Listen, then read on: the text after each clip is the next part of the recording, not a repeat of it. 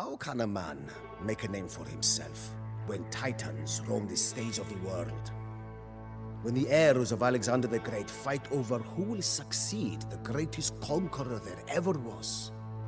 My friend and master often asks me this question, and I always give him the same answer.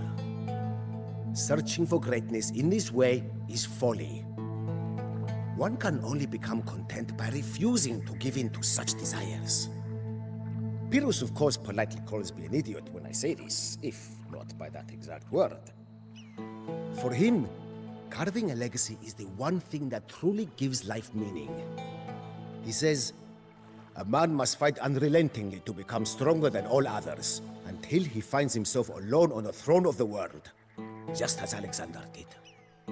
To which I politely reply that he is an idiot, if not by that exact word. Pyrrhus was born on the edge of the thunderous storm that is Greek politics. At a young age, he was placed on the throne of Epirus, a small mountain kingdom on the fringe of the civilized world. But before he could get used to how the crown felt upon his head, it was ripped away. The Epirots rose up in rebellion against their young monarch and installed a man named Neoptolemus on the throne. He was a murderous, small-minded man who would sell his own mother for another province to rule. In other words, he was just the sort of unremarkable ruler that the people desired. Landless and crownless, Pyrrhus was forced to escape to the east. Here he joined the court of his brother-in-law, Demetrius, whose father Antigonus was quickly becoming the most powerful of Alexander's successors. Antigonus's growing power alarmed the others.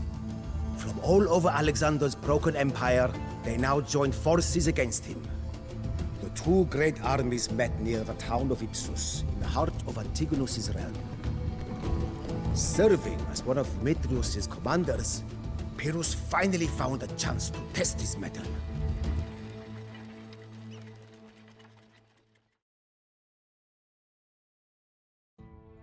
Despite having never lost a battle during his 80 years on Earth, Antigonus lost both the war and his life at Ipsus. The retreat left Pyrrhus sour. He had routed the enemy on his flank, impressing his superiors with his courage. And yet, it was all for naught. For a time, Pyrrhus wondered if he had tied himself to a sinking ship, yet he remained loyal to Demetrius. In time, that loyalty would pay off, but not in the way that he had expected.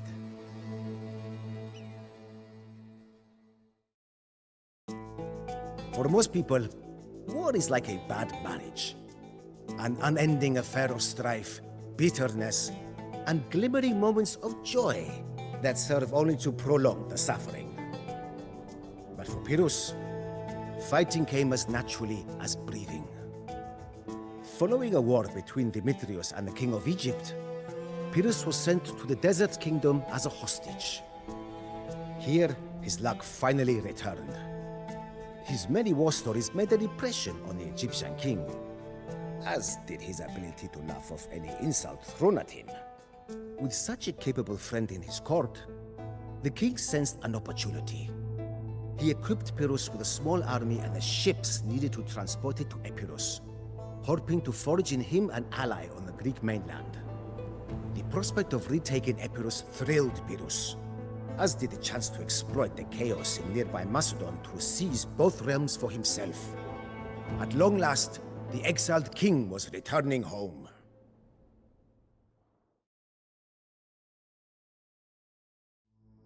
Had the struggle for Macedon been a play, it would have been booed out of the theater for its confusing, overlapping plotlines. Stories, after all, should be simple, straightforward, and with an entertaining hero to cheer for. All of the things that real politics lack. At the end of the war, Pyrrhus came to blows with his old master Demetrius. Each led their forces against the other, and in what must have been an act of divine mischief, the two armies marched right past each other. As Demetrius raided across Epirus, a second army, commanded by his finest general, Pantaucus, met Pyrrhus in battle.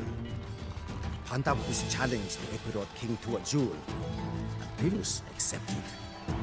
With thousands of men watching and cheering for their leaders, the two commanders fought man against man. Swords clashed, shields buckled, and for a short while, the brutality of the war was distilled into the shapes of those men. Those two kingdoms personified. Pantaucus managed a single strike on Pyrrhus, but not long after, Pyrrhus wounded his opponent in the thigh and neck. Pantaucus was forced to retreat, and Pyrrhus claimed victory. His boldness earned him the nickname the Eagle. But his triumph proved hollow when the war ended in a stalemate. For all his efforts, Pyrrhus returned to Epirus empty-handed.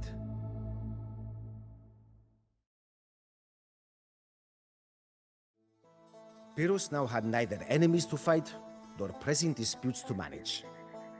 It was the first period of prolonged peace that he had experienced in many years, and he hated every minute of it.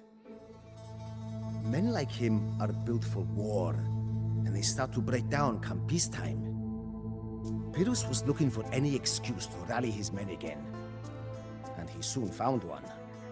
The Greek colonies in Italy had long been regarded as unimportant outposts in barbarian lands, but now they were under threat from the ever-expanding Republic of Rome. When a call for aid came from the city-state of Tarentum, Pyrrhus jumped at the opportunity. All that I could do was try and convince him to stay and enjoy his hard-won peace.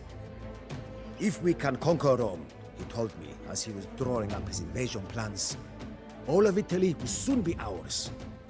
And if we can defeat the Romans, then Sicily, Libya, and Carthage should be easy pickings. And when all of these lands are yours, what will you do? I asked. He replied, "Why, we will celebrate, of course. We will sing and drink and be at ease after all of our troubles." Then what, pray tell, is preventing us from drinking and passing our time right now, instead of starting yet another war?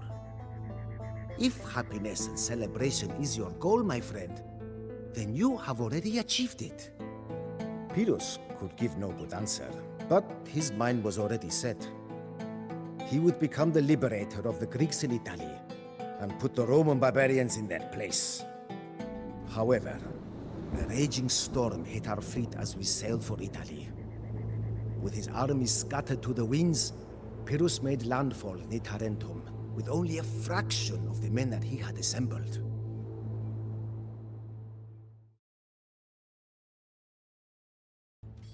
At Heraclea, the Romans fled in panic before Pyrrhus' war elephants. When we fought them again at Asculum, they had already adapted to this strange new weapon, and they sent out twin chariots with long ropes between them to down the fearsome creatures. The Italian expedition never became the quick victory that Pyrrhus had hoped for. The Tarentines seemed content to let him do their fighting for them. And while he bested the Romans twice in battle, each victory came at the cost of thousands of his best men. "One more victory like this, and I will be undone," he told me at one point. And I feared that it was true. Yet he refused to give up hope. Pyrrhus' ambition was to build a Western empire from which he would conquer all of Alexander's old domains.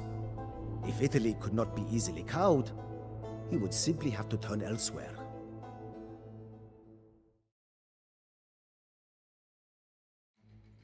Despite suffering two crushing defeats, the Romans quickly recouped their strength. They refused to sign any peace treaty so long as Pyrrhus remained in Italy. Seeing no clear way forward, Pyrrhus turned his gaze to Sicily. Much like in Italy, the Greek colonies here were threatened by foreign invasion, this time from the Carthaginian Empire and its Mamertine allies. Carthage had dominated the Western Sea for centuries with its wealth and vast mercenary armies. Despite this, its grip on Sicily was tenuous, as the rugged island was difficult for any conqueror to hold.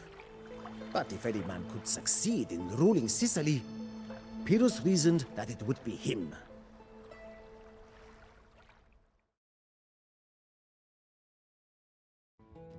Pyrrhus had bested another great empire. Yet, as so many times before, his victory was short-lived. As the war dragged on, he became increasingly suspicious of the Greeks who had called him there. Their refusal to give everything to the war effort was in his mind akin to treason. When he executed one of the men who had invited him to Sicily in the first place, the public turned against him. Pyrrhus, they claimed, had become just the sort of tyrant they had wanted to escape. With the entire island in revolt, it seemed that Pyrrhus was out of options.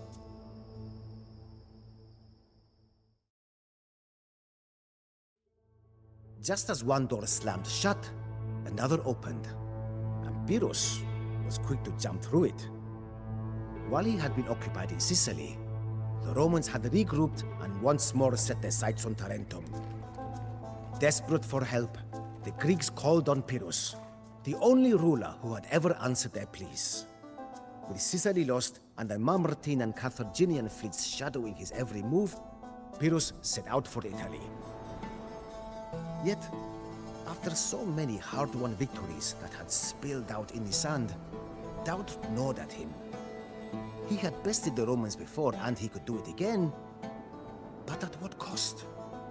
Like Sisyphus in the old tales, he had been rolling his rock up the hill over and over, only for it to tumble back down and for the challenge to begin anew. Perhaps he would be satisfied once he had beaten the Romans a third time. Perhaps he would then return to Epirus and live out his days in peace. Perhaps.